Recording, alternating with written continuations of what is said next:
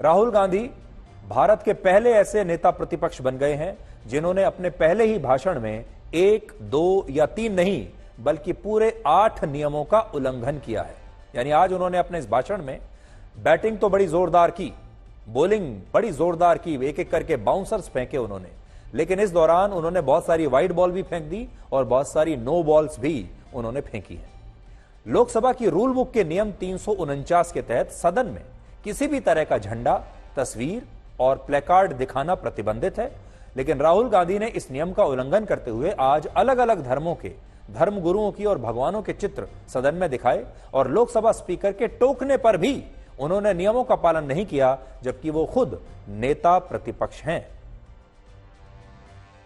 आपने सवाल उठाया, आपके माननीय सदस्यगण 353 का नियम बता रहे थे, 352 का नियम बता रहे। No no no no no please please please no.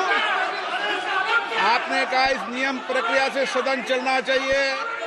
नियम प्रक्रिया में कोई भी प्ले कार्ड, कोई भी चिन्ह को सदन में नहीं दिखाया जा सकता।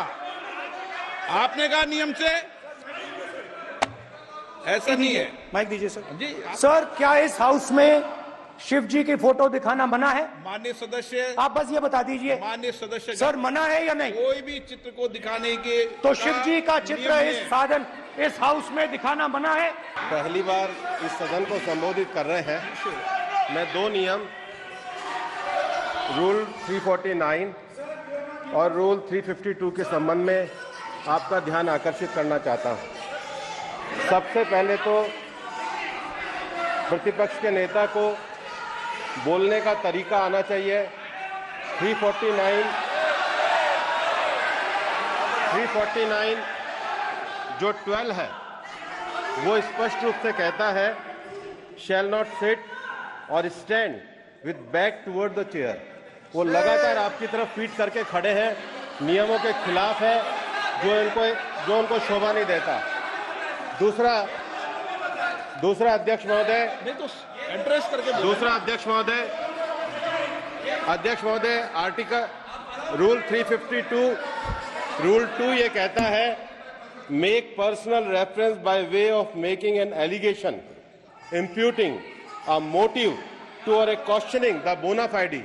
इन्होंने पूरे विपक्ष के सदस्यों पे नहीं बल्कि इससे बाहर जाकर पूरे एक हिंदू समाज के ऊपर एलिगेशन लगाया है। इनकी बोना फाइड गलत है, इनके खड़े होने का तरीका गलत है।